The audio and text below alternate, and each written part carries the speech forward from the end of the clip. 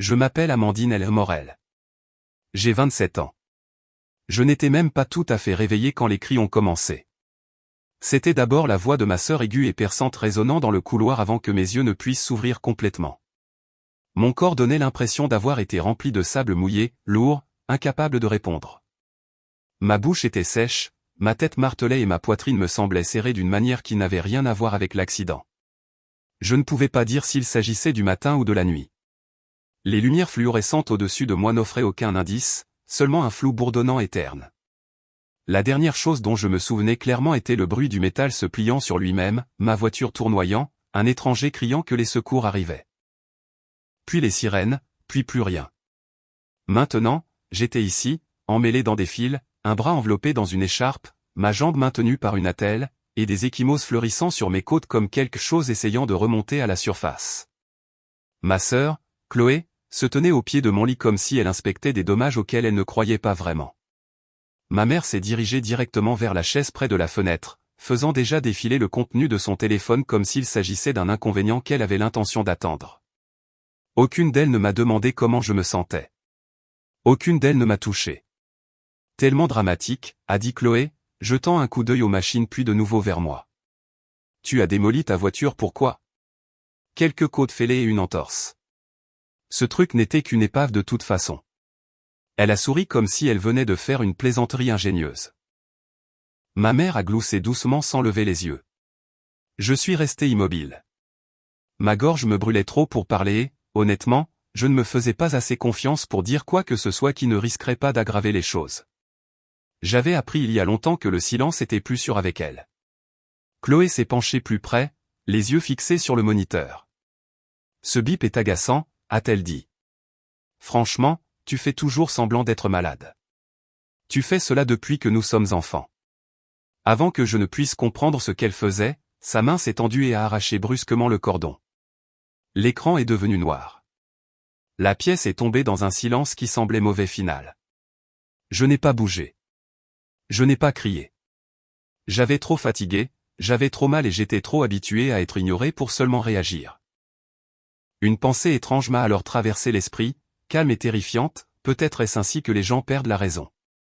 Pas bruyamment, pas d'un seul coup, mais lentement, quand personne ne les croit. Ce qu'aucun de nous n'avait réalisé, c'est que la porte de ma chambre n'était pas complètement fermée.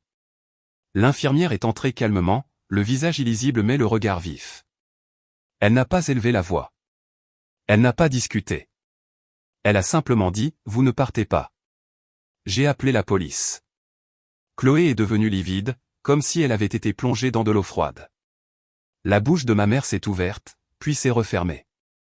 Puis sont venues les excuses. Elle ne pensait pas à mal. Elle était juste contrariée. La semaine a été stressante. L'infirmière n'a pas répondu. Elle a rebranché le moniteur, a vérifié ma perfusion et est retournée dans le couloir. Je pouvais entendre des bruits de pas se déplaçant déjà rapidement et le grésillement des radios. Chloé a commencé à faire les 100 pas. Tu es en train d'en faire toute une histoire, a-t-elle dit. Elle va bien. Regarde-la.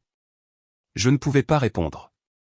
Ma poitrine me donnait l'impression de s'effondrer et je ne pouvais pas dire si c'était à cause de l'accident ou du fait d'être piégé dans la même pièce qu'elle. 10 minutes plus tard, 2 agents de police sont entrés, une femme et un homme. Ils ont d'abord parlé à l'infirmière, puis à moi. L'agent de police m'a demandé si je me sentais en sécurité. Je n'ai pas répondu. Je n'en avais pas besoin. Cela a suffi. Ils ont dit à ma sœur et à ma mère qu'elles étaient détenues pour interférence avec de l'équipement médical et pour avoir menacé un patient sous soins hospitaliers. Je les ai regardées toutes les deux trébucher sur leurs mots, tout nier, se rejeter la faute l'une sur l'autre et finalement se taire alors que la sécurité les escortait dehors. La porte s'est refermée derrière elles. Et pour la première fois depuis l'accident, je n'ai pas eu l'impression d'être le problème. Je pensais que le pire serait de les voir se faire escorter dehors comme des criminels, mais le soulagement n'a pas duré assez longtemps pour s'installer dans mes os. Dès que la porte s'est refermée, la pièce a semblé plus grande et plus vide. Pendant quelques minutes, je suis resté allongé là, écoutant le moniteur biper à nouveau, comme s'il essayait de me convaincre que j'étais toujours en sécurité. Mes mains tremblaient sous la couverture non pas parce que j'avais froid, mais parce que mon corps réalisait enfin ce qui avait failli arriver. J'ai fixé le plafond et j'ai essayé de ralentir ma respiration. J'ai compris soudain que si l'infirmière n'avait pas été là, juste devant, si elle n'avait pas entendu le cordon être arraché, il n'y aurait eu aucun témoin. Juste moi, mourante dans le silence, tandis que ma sœur restait là à prétendre que ce n'était rien. Une infirmière différente est arrivée peu après, plus âgée, avec des yeux plus doux. Elle possédait cette sorte de calme qui vient du fait d'avoir trop vu pour être surprise par quoi que ce soit.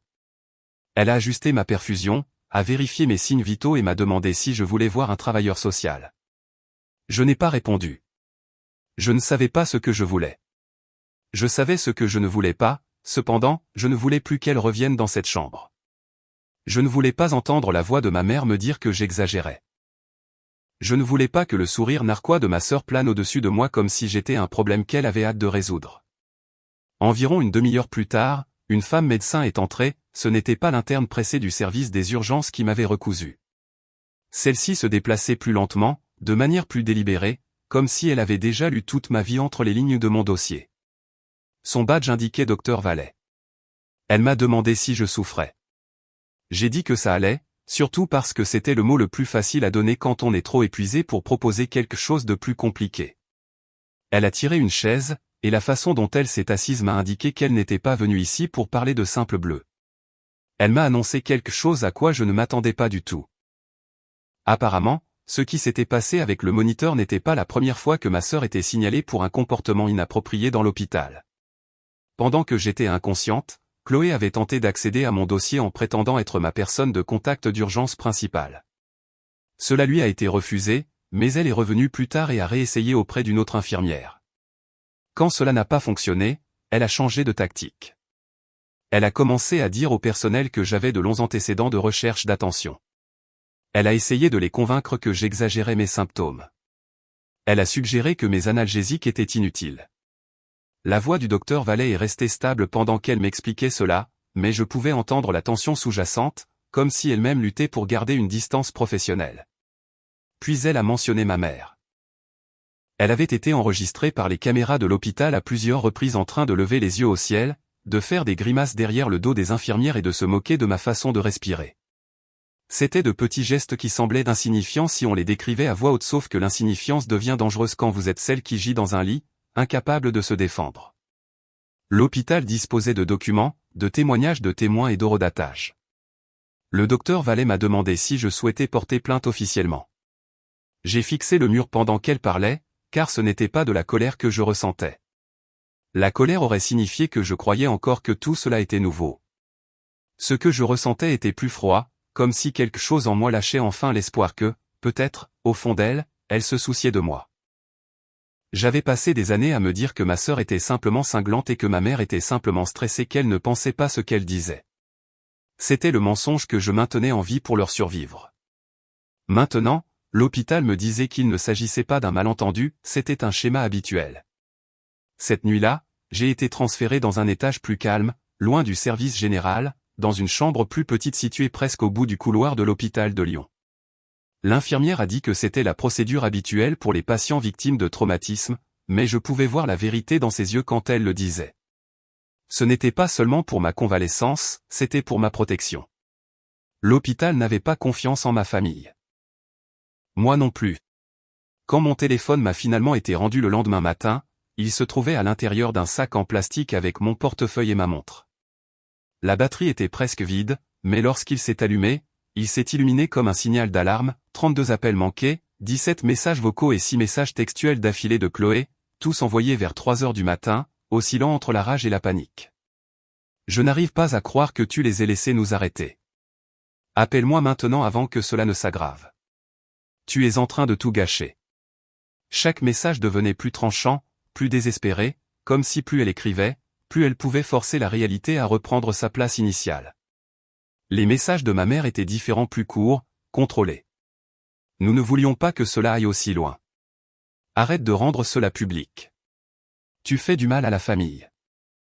Elle continuait d'utiliser le mot famille comme un bouclier, comme s'il effaçait ce qui s'était passé au moment même où elle le prononçait. À midi, ma tante Isabelle m'a appelé en pleurant. Elle a dit qu'elle avait entendu quelque chose, pas tout, juste assez pour avoir peur.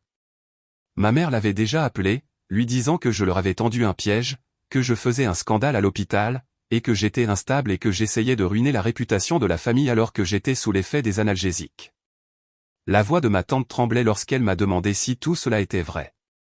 Je lui ai dit la vérité, pas tout, juste la partie concernant le moniteur débranché, l'infirmière ayant tout entendu et l'arrivée de la police. Je lui ai dit que le médecin avait précisé que tout était documenté. Je lui ai dit que je n'avais même plus la force de discuter. Et était la partie qui m'effrayait le plus, qu'elle fasse une chose pareille alors que je ne pouvais pas me défendre. Il y a eu une longue pause sur la ligne, puis ma tante a dit doucement « Oh mon Dieu !» Ce n'était pas comme si elle était choquée, c'était comme si elle voyait enfin quelque chose qu'elle aurait dû voir il y a des années. Plus tard ce jour-là, ma cousine Sophie m'a envoyé des captures d'écran de la discussion de groupe de la famille. Les gens choisissaient déjà leur camp. Certains parents disaient que j'en faisais trop. Certains disaient que j'aurais dû régler cela en privé. Quelques-uns disaient que Chloé était simplement émotive et que ma mère était simplement inquiète. Mais il y avait aussi des messages qui m'ont soulevé le cœur pour une autre raison, des proches admettant qu'ils avaient vu Chloé se comporter ainsi pendant des années et qu'ils étaient simplement trop polis pour dire quoi que ce soit. Des personnes confessaient qu'elles savaient que ma mère déformait les histoires et jouait les victimes, et qu'elle l'avait toujours ignoré car c'était plus facile que de s'occuper d'elle. Cette partie m'a fait plus de mal que l'accident parce que cela signifiait que je n'étais pas folle. Je n'imaginais rien. Ils savaient. Ils savaient tous. Et ils ont laissé faire parce que c'était plus commode.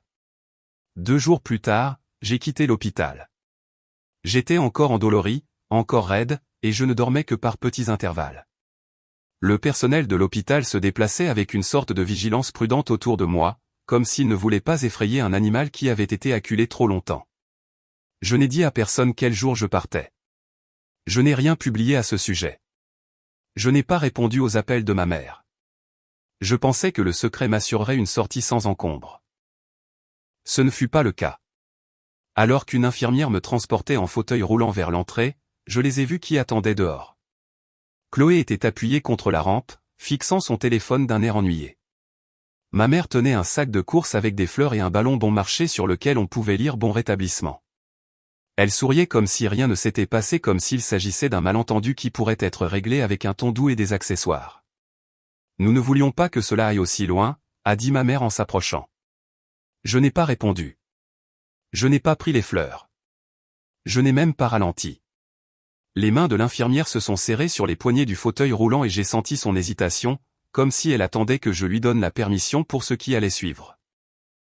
Ma mère a continué de marcher à côté du fauteuil, trottinant presque pour suivre le rythme, disant que j'exagérais, que je rendais publique une affaire privée et que je les punissais pour un simple malentendu.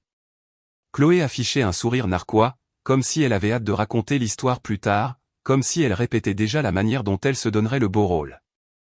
Le visage de l'infirmière restait neutre, mais pas ses yeux. Elle avait déjà vu cette dynamique auparavant. Elle n'avait pas l'air choquée, elle avait l'air fatiguée. Je suis monté dans la voiture sans dire un mot. Elles ne m'ont pas suivi à l'intérieur, mais elles sont restées là à regarder alors que je m'éloignais, et je pouvais le sentir dans ma poitrine, la certitude que l'hôpital n'avait été que le début. Elles avaient été arrêtées en public. Elles avaient été embarrassées, et les gens comme elles n'acceptent pas l'embarras en silence. Ils se vengent. Au moment où je suis arrivé chez moi dans la banlieue de Lyon, je n'ai pas défait mes bagages. Ma valise est restée dans le couloir comme un avertissement. Je suis passé d'une pièce à l'autre, vérifiant les verrous, tirant les rideaux et allumant les lumières, même pendant la journée. Chaque voiture qui passait me nouait l'estomac. Chaque silence me donnait l'impression de retenir son souffle. Ce n'était pas de la paranoïa, c'était l'expérience. Le premier signe est venu sous la forme d'un message vocal de mon propriétaire. Il m'a dit que quelqu'un avait appelé pour demander des mises à jour concernant mon contrat de location. Il n'y avait pas prêté attention jusqu'à ce que la femme au téléphone insiste pour obtenir une copie de ma clé. Lorsqu'il a demandé une vérification d'identité, elle a raccroché. Il n'a pas obtenu de nom, mais elle a dit qu'elle était ma sœur. Je n'ai pas eu besoin de demander laquelle. Je n'ai pas rappelé ma sœur. Je n'ai pas rappelé ma mère non plus. Je me suis assise sur le bord de mon lit, le téléphone à la main, longtemps après la fin du message vocal du propriétaire, fixant le mur comme s'il pouvait expliquer comment les choses en étaient arrivées là. L'hôpital me semblait irréel maintenant, comme un chapitre clos que je pouvais prétendre terminer. Mais l'appel concernant ma clé m'a appris une chose importante, elle n'en avait pas fini. Elle changeait simplement de tactique. L'appel suivant que j'ai passé était pour ma banque, puis une autre banque, puis la petite coopérative de crédit que j'utilisais à peine, celle que j'avais ouverte il y a des années lorsque ma mère avait été opérée de la hanche et que j'avais besoin d'un compte joint pour couvrir ses frais médicaux. À l'époque, cela semblait pratique, voire affectueux. Maintenant, cela ressemblait à un piège que j'avais moi-même tendu et oublié. Quand je me suis connecté et que j'ai vu le solde, mon cœur a sombré. Le compte joint était descendu à 740 € et quelques centimes. Il y avait plus de 9200 € la dernière fois que j'avais vérifié, il y a peut-être 3 mois. J'ai actualisé l'écran comme si les chiffres pouvaient se corriger d'eux-mêmes. Ils ne l'ont pas fait. Il y avait eu des retraits et des virements de gros montants espacés, juste assez pour éviter de déclencher une alerte à la fraude. 2750 € par-ci, 2750 € par-là. Propre, légal, intentionnel. Je n'ai même pas pris la peine d'appeler ma mère pour lui demander des explications. J'ai fermé le compte immédiatement et j'ai commencé à retirer mon nom de tout ce dont je pouvais me souvenir, carte de crédit, factures de services publics partagées et anciennes autorisations auxquelles je n'avais pas pensé depuis des années. Chaque clic me donnait l'impression d'arracher un fil qui m'avait discrètement vidé de mon énergie. Cet après-midi-là, j'ai commandé des caméras de sécurité, une pour le porche avant, une pour la porte latérale et une à l'intérieur du salon face à l'entrée. Je détestais cette idée, je détestais devoir penser ainsi, mais je détestais encore plus l'alternative. Je ne voulais pas être la femme dont on parle aux informations et dont les gens disent qu'elle aurait dû le voir venir. Le technicien est arrivé le lendemain matin, poli et professionnel, me demandant si j'avais déjà eu des cambriolages auparavant. Je lui ai dit de s'assurer que tout était téléchargé sur le serveur informatique. C'était la seule réponse dont il avait besoin. Cette nuit-là, j'ai dormi plus de 4 heures pour la première fois depuis l'accident, le genre de sommeil lourd qui vous fait oublier où vous êtes jusqu'à ce qu'un son vous en tire. Le choc est survenu juste après minuit. Ce n'était pas un frappement à la porte, un coup sourd et solide, comme une épaule heurtant la porte. Puis un autre, puis mon nom. Je n'ai pas bougé. Je suis resté accroupi derrière le canapé, mon téléphone à la main, composant déjà le numéro.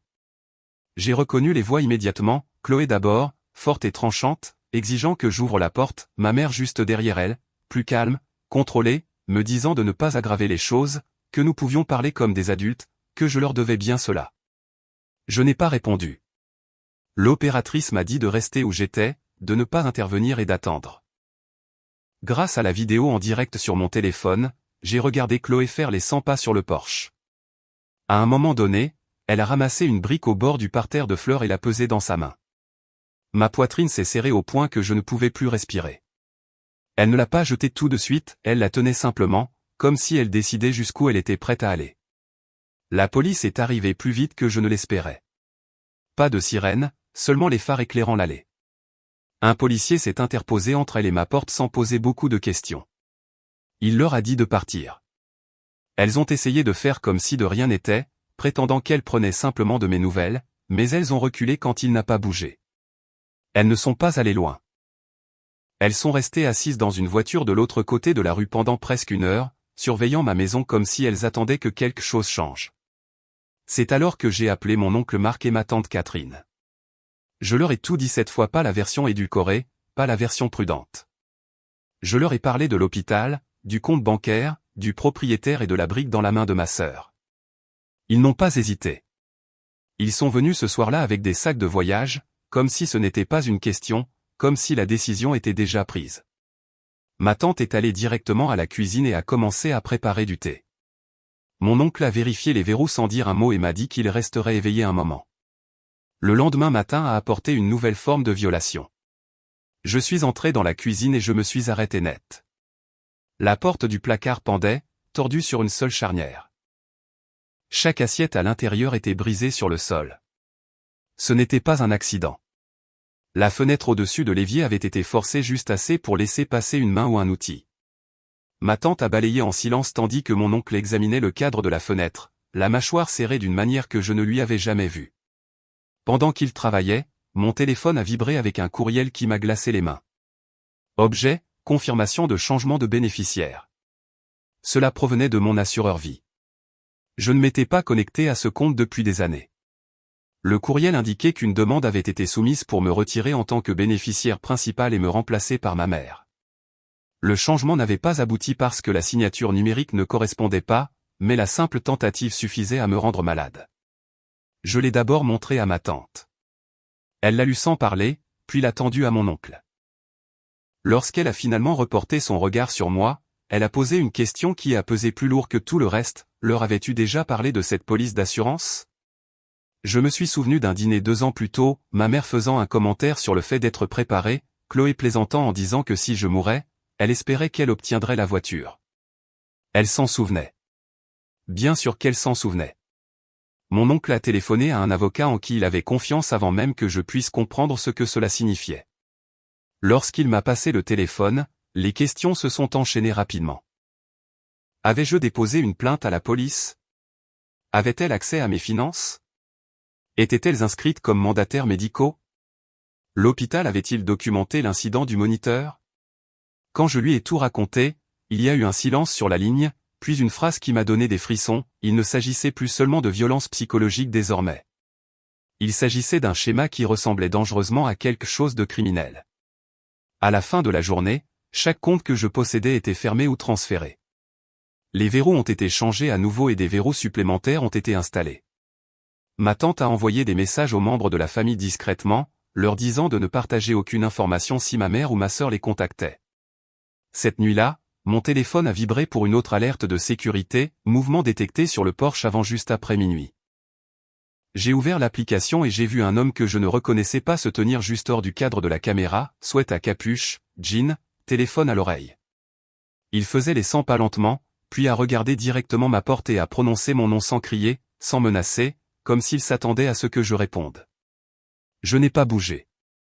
Je n'ai pas respiré. Il est resté 2 minutes de plus, puis est retourné vers une voiture que je ne connaissais pas et est parti. Je n'ai pas dormi après cela. J'ai simplement regardé la vidéo en boucle jusqu'à ce que ma tante entre dans la pièce et me demande pourquoi j'étais encore éveillé. Quand elle a vu la vidéo, elle n'a pas demandé qui il était, elle a simplement dit doucement que nous aurions dû les arrêter il y a des années. Au matin, mon oncle avait déjà transmis la vidéo de l'homme sur mon porche à la police et l'avait signalé à l'avocat qui l'avait contacté la veille. J'ai fait une courte déclaration écrite confirmant que je ne le connaissais pas, que je n'attendais personne et que je n'avais partagé mon adresse avec personne en dehors de ma famille proche. Le policier au téléphone m'a dit de garder mes portes verrouillées et de ne pas intervenir s'il revenait. Cela ne ressemblait pas à un plan, plutôt à une pause, mais mon oncle avait autre chose en tête. Il a convoqué une réunion pas avec les personnes causant le chaos, mais avec celles qui comptaient. 3 de ses frères et sœurs, 2 cousins et un partenaire d'affaires nous ont rencontrés cet après-midi-là dans le salon de ma tante. Je me tenais sur le bord du canapé, enveloppé dans une couverture qui sentait encore le désinfectant de l'hôpital, pendant que mon oncle exposait tout, pièce par pièce, le rapport de l'hôpital, le moniteur débranché, la tentative d'accès à mon dossier médical, le compte joint vidé, le changement de bénéficiaire de l'assurance vie, et l'homme à ma porte qui connaissait mon nom. Chaque détail pesait plus lourd que le précédent. Personne ne l'a interrompu. Personne n'a essayé d'édulcorer les faits. Ce qui m'a choqué, ce n'est pas qu'il avait des preuves, c'est qu'il n'était pas le seul. Ma cousine Julie a admis que ma mère l'avait appelé quelques jours plus tôt, lui demandant si elle savait combien j'aurais pu hériter de notre grand-père. Il n'y avait pas d'héritage, seulement des suppositions, mais entendre cela à voix haute m'a retourné l'estomac. Quelqu'un a demandé si nous pensions que l'homme sur mon porche avait été envoyé pour m'effrayer. J'ai dit que je ne savais pas, seulement qu'il avait l'air calme, trop calme. C'est à ce moment-là que la pièce est devenue silencieuse. Mon oncle n'a pas élevé la voix. Il n'a pas dramatisé. Il a simplement passé quelques appels.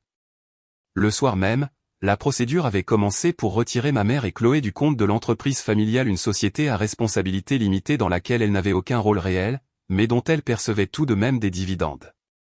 Il a également gelé le petit fonds fiduciaire que notre grand-père avait créé pour les urgences familiales, celui dans lequel elles puisaient depuis des années en utilisant la culpabilité et des histoires sur leurs besoins d'aide. Il m'a dit d'arrêter de m'inquiéter, que tout était en train d'être géré. Mais je pouvais voir la tension sur son visage. Il savait que cela ne se terminerait pas proprement. Il avait raison. Ce soir-là, vers 20h45, elles se sont de nouveau présentées. Sans avertissement, sans excuse. Ma mère tenait un dossier comme si cela prouvait quelque chose. Chloé a franchi le seuil avant que quiconque ne puisse l'arrêter. Elle n'était pas là pour parler, elles étaient là pour reprendre le contrôle. Ma mère m'a accusé d'empoisonner la famille, d'exagérer tout pour jouer la victime. Chloé a renversé une lampe et a dit que je montais tout le monde contre elle. Quand ma tante leur a dit de partir, ma mère a rétorqué sèchement qu'elle essayait simplement de prendre mon argent elle aussi. C'est à ce moment-là que mon oncle s'est avancé. Il n'a pas crié. Il n'a pas menacé. Il a prononcé une seule phrase, calme et claire, assez forte pour que tout le monde l'entende: si vous dites un seul mot de plus, je vous ferai exclure de chaque contrat restant, de chaque actif, de chaque dollar lié à cette famille. Ma mère s'est figée. Chloé a ouvert la bouche, puis s'est arrêtée quand mon oncle a levé un doigt et a dit: c'est fini. Nous avons fini de vous protéger de vous-même. Il s'est tourné vers moi et a posé une question que personne ne m'avait jamais posée auparavant: veux-tu qu'elle soit ici? J'ai dit: non. Et pour la première fois de ma vie, quelqu'un a écouté. On leur a dit de partir, sinon la police serait appelée de nouveau. Ma tante s'est tenue entre moi et la porte jusqu'à ce qu'elle recule. Pas de cris, pas de larmes, juste deux personnes réalisant que la seule chose à laquelle elles tenaient le plus, l'accès, avait disparu. Cette nuit-là, j'ai dormi sur le canapé pendant que ma tante préparait du thé et que mon oncle changeait les verrous de nouveau, même si elle n'avait jamais eu les clés. J'ai regardé par la fenêtre pendant longtemps, non pas parce que je m'attendais à ce qu'elle revienne, mais parce que je croyais enfin qu'elle ne le ferait peut-être pas. La peur ne s'est pas évanouie du jour au lendemain. Même après leur départ, même après que les verrous ont été changés et que la maison est enfin devenue silencieuse, mon corps restait sur la défensive comme si quelque chose d'autre arrivait. La sécurité me semblait temporaire, comme un drap mince tendu sur quelque chose de fragile. Je dormais, mais d'un sommeil léger. Chaque bruit à l'extérieur me faisait ouvrir les yeux. Chaque vibration de mon téléphone m'envoyait une décharge électrique avant même que je ne regarde l'écran.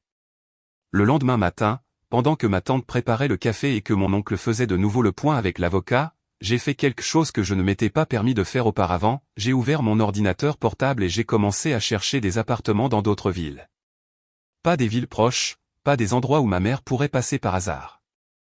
Des villes calmes, plus petites, des endroits où personne ne connaissait mon nom de famille et où personne n'avait d'attente à mon égard. Je n'en ai parlé à personne, pas encore. Le simple fait de faire défiler les annonces me donnait l'impression de respirer. À la fin de la semaine, les documents pour l'ordonnance de protection ont été déposés. Les documents de l'hôpital y étaient joints. Les rapports de police étaient recoupés. Mon avocat m'a tout expliqué dans un langage calme et prudent, mais le sens profond était indéniable: ce qui m'était arrivé n'était pas seulement une dispute familiale. C'était un schéma documenté d'interférence, d'intimidation et de tentative de contrôle. Voir cela écrit de cette façon m'a serré le cœur. Non pas parce que je voulais qu'elle soit punie, mais parce que je comprenais enfin à quel point la situation avait toujours été grave. Quelques jours plus tard, mon oncle s'est assis avec moi et m'a posé une question que je n'attendais pas: veux-tu rester ici? A-t-il dit, ou veux-tu partir? Il ne l'a pas présenté comme un test ou une suggestion, il l'a présenté comme un choix que j'avais le droit de faire. Je lui ai dit que je voulais partir. Nous n'avons pas fait de grande annonce. Il n'y a eu aucun message de groupe pour expliquer quoi que ce soit. Pas de publication sur les réseaux sociaux, pas de tournée d'adieu. Tôt un matin, avant que le soleil ne soit complètement levé, j'ai rempli une valise avec les choses que je ne pouvais pas remplacer. Tout le reste a été donné, vendu ou laissé derrière moi. Mon oncle a conduit devant avec une remorque de location, transportant quelques meubles d'occasion que nous avions achetés rapidement. Ma tante suivait dans sa voiture avec des couvertures, des collations et une bouteille isotherme de café, comme si nous partions pour un voyage normal. Ce n'était pas le cas. Cela ressemblait davantage à une évacuation vers Annecy. L'appartement se trouvait à 2 heures de route. Petit, ancien, sans charme particulier, mais il possédait des verrous fonctionnels, des voisins calmes et une disposition qui ne résonnait pas de souvenirs. Cela suffisait. La première nuit, je me suis assise par terre, le dos contre le mur, et j'ai écouté l'immeuble se stabiliser. Pas de cris, pas de bruit de pas devant ma porte, pas de voix prononçant mon nom comme si elles en étaient propriétaires. Je n'ai pas beaucoup dormi au début. Le silence était trop pur, trop inhabituel. Je gardais mon téléphone face contre terre, attendant que quelque chose de mal arrive. Rien n'est arrivé. Les jours sont devenus des semaines. J'ai commencé à faire de courtes promenades autour du pâté de maison, puis des plus longues. J'ai acheté une petite table et 2 chaises dans une friperie. Mon oncle a aidé à poser des rideaux occultants. Ma tante a rempli mon garde-manger comme si j'emménageais dans une chambre d'étudiante, étiquetant les boîtes et faisant semblant de ne pas remarquer quand je devenais silencieuse. Il me rendait visite souvent, mais ne me pressait jamais. Il ne me demandait pas comment je guérissais. Il ne me disait pas ce que je devais ressentir. Il se contentait d'être présent. Et cela seul me semblait être quelque chose que je n'avais jamais eu auparavant. L'ordonnance de protection a tenu. Pas de violation, pas de voitures étranges, pas de numéros inconnus appelant au milieu de la nuit. Je n'ai plus rien entendu directement de la part de ma mère ou de ma sœur. Cela ne signifiait pas qu'elles avaient disparu, cela signifiait simplement qu'elles ne pouvaient plus m'atteindre. Ma cousine Julie m'a contacté une fois, via un numéro que je ne reconnaissais pas. Elle a dit, « Tu avais raison. Je ne voulais pas le voir avant. Je le vois maintenant. » Je n'ai pas répondu, non pas parce que j'étais en colère, mais parce que j'avais fini de me justifier. Je travaillais à distance, tranquillement. Rien d'impressionnant, rien de dramatique, juste un travail régulier. J'ai économisé plus que je ne l'avais jamais fait. J'ai cuisiné pour moi-même. J'ai appris quelle épicerie vendait le meilleur pain. Certains jours étaient encore difficiles. Le chagrin ne disparaît pas simplement parce que le danger s'éloigne. J'ai fait le deuil de l'idée d'une mère qui me protégeait, d'une sœur qui ne me faisait pas concurrence, d'une famille qui ne traitait pas l'amour comme un moyen de pression. Ce chagrin arrivait par vagues, mais il passait. Il passait toujours. Un soir, ma tante et moi étions assises sur le petit balcon en train de boire du thé. Elle a regardé le parking et m'a demandé si j'étais heureuse. Je n'ai pas répondu tout de suite. Le bonheur semblait être un mot trop imposant. Mais je lui ai dit que je me sentais moi-même pour la première fois depuis très longtemps. Pas la version de moi qui restait silencieuse pour survivre, pas celle qui acceptait le blâme pour préserver la paix, juste moi. Et cela suffisait. J'ai arrêté de me demander quelle version de l'histoire elle racontait aux autres. J'ai arrêté de m'en soucier. Ce qui importait, c'était qu'elle ne savait pas où je vivais, pour qui je travaillais ou qui j'étais en train de devenir. Le silence qui autrefois m'effrayait me semblait maintenant être un espace. Un espace réel. Le genre d'espace dans lequel on peut s'épanouir. Je m'appelle Amandine L. Morel et pour la première fois de ma vie, je suis libre.